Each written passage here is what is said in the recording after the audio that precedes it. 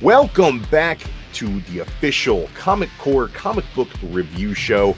Last week, we didn't do a review show because of some technical difficulties on my end. But I did ask you guys via the community tab what you wanted me to review, and the majority of y'all wanted to see a review of Dark Knight's Death Metal issue number 2. So that's what we're going to do right now. We're going to jump right into it. Here we got the cover. On a highway to hell, there's a fantastic monster truck Batmobile who will come into play quite quickly into this book. Seems like they're going to follow the formula of Sergeant Rock doing the narration and for the intros.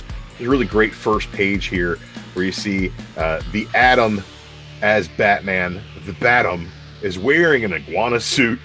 He's on a secret mission.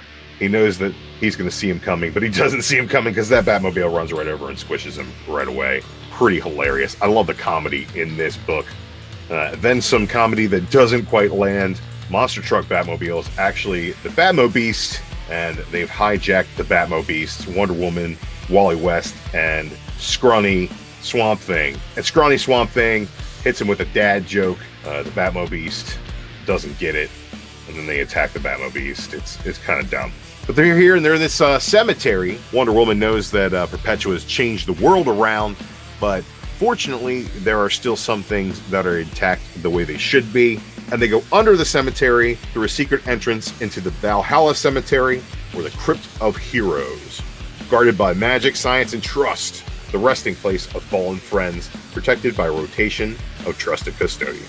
They're attacked by a Green Lantern construct in the form of Cerberus, which Wonder Woman takes down quite easily. She gives the password, and we see that the custodians are the JSA, the Justice Society of America.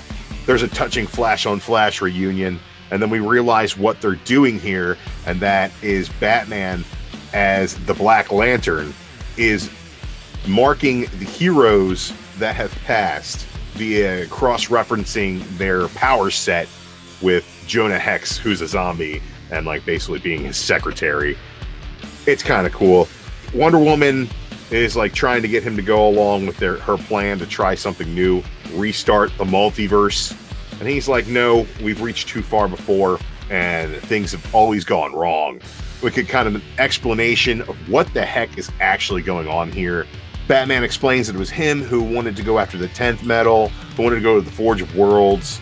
He was the center of the conflict, and instead of fixing things, they broke the source wall and they released Perpetua. He also discusses how they used the energy from Dr. Manhattan to try to fight Perpetua, and now there's barely any Earths left. He thinks Wonder Woman's crazy for trying to reach higher and do more. He's initially totally against this, but he does eventually come around. And he says to Wonder Woman, just, tell me you have a plan. Her response is, while Wally stays hidden from here, we rescue our friends from New Apocalypse, travel into the dark multiverse to the original crises, steal the energy being funneled to Perpetua, and use it to power up Wally so he can destroy her and help us restart the universe. His response is, that's either a plan or you're having a stroke. I love this book. It's completely out of its mind, and I love every page of it. Suddenly Barry Allen shows up, and there's a triple Flash hug, lots of Flash reunion going on in this book. He says there's not much Speed Force left, but they're not trying to time travel, they're just trying to get to New Apocalypse, so I think that's going to be possible. Meanwhile, in Castle Bat, we find out who this last Bruce Wayne is, and they're putting the Batman Who Laughs brain inside of a Dr. Manhattan Bruce Wayne. I don't know, he's blue, he's naked, he's got the Dr. Manhattan symbol on his head. He comes to, and they ask him, is that you? Are you, the one who laughs? And he goes, laughs? There is no name for one like me. Not yet. Perpetua then calls him, and he shapeshifts into the Batman Who Laughs because he's going to keep her in the dark about what's going on. She came because she sensed the disturbance, and he's like, yeah, everything's okay. She says there's only 6 Earths that remain, and she knows he's a trickster because he's the Joker in nature. She doesn't really trust him, but she does trust that he won't cross her because beings like her will then come for both of them if he usurps her, and he can't stop that. After his meeting with Perpetua, he has a little chat with one of the little Joker Robins and says he's going to make him his Robin King. Which, yeah, whatever. First appearance of the Robin King. Let's go ahead and invest in this book, guys. The Robin King, that'll sell some peach momokos. He knows that the heroes are making their move. Diana wants to rebuild the multiverse, and so does he, but in the darkest image possible. 52 planets of absolute terror. He also says blue is for soldiers, and he takes his new form, which makes him look like Bat Venom. Smoke and shadows and flowing darkness. He's the Darkest Knight. First appearance of the Darkest Knight, people. Then we flash to the Arkham Wastelands, and our heroes are on the way to a secret location. Batman's leading the way on this motorcycle made of bones. There's some sort of guardian who the giant hyena just eats for some reason. I don't even know why he's there. Batman then says that he built this bunker after the first incursions, and it's filled with these Toy Master recreations of the Dark Knights from the original metal, so at least we're getting those character designs back, whether they be as dumb robots or not. Who really cares? Some really great character designs there. And they discuss how in issue number 1 of Metal, Toy Master made the Voltron out of the Justice League kind of deal. Wonder Woman remembers, and she's like, oh, so Toy Master made something else that can help us get, to Apocalypse subtly. And then you see that there's no subtlety involved, as there is a giant half Superman, half Batman, half Wonder Woman, 3 halves of the Trinity combined into a giant robot rocket ship. This big Japanese robot-looking thing that they're going to fly to New Apocalypse. So that is just off the walls, crazy banana nutso. So officially, I'm having a lot of fun with Dark Knight's Metal. And at this point, I'm just waiting to see what new thing they throw at the wall here to see what sticks. It's just gushing, absolutely overflowing with awesomeness in a way that, like, it shouldn't all work together, but somehow it does. I think that they've taken the Dr. Manhattan inclusion in the DC universe and used that in an interesting way. That hasn't been done yet. And they're taking the Wally West's involvement in like Heroes in Crisis, bringing him into Flash Forward, giving him Manhattan's powers in a way that I couldn't care about, and making it kind of interesting in this story. You also have all the Perpetua stuff that I kind of gave up on, that is coming full circle here. The Batman Who Laughs is done, and they're on to something new with the Darkest Knight, and we'll see if that sells some peach momokos. Who really knows? I'm excited to see where this thing is going, because I'm not sure which shark they're going to jump next, and that to me is interesting in a very schlocky way that really seems to land down some of a few dad jokes. I love the art. It's very inventive. Capullo's doing great things. Creations like the Batum and the Batmo Beast that are just kind of thrown in there and never seen from again. It's really cool. I dig it. I also like how in the Castle Bat, there's a whole bunch of Alfreds from different universes that he's using to do these brain transfusion things. That's just a cool touch.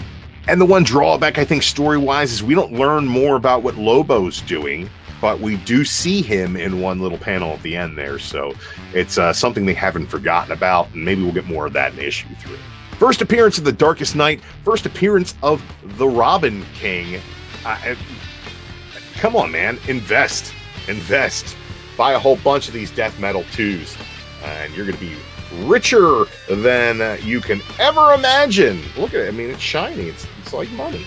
Speculation aside, I think that this was a really great issue.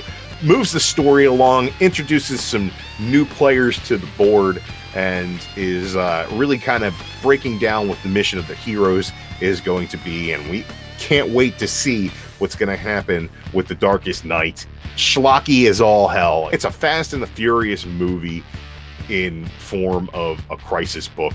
But really, what more could you want? I absolutely loved it. You know, not perfect in any way, but absolutely perfect for what I was looking for out of it. It's a 5 out of 5, gang, because it does exactly what it tries to do. And if you don't like that, unfortunately, it's just something you don't like, but it nails exactly what it's going for. 5 out of 5.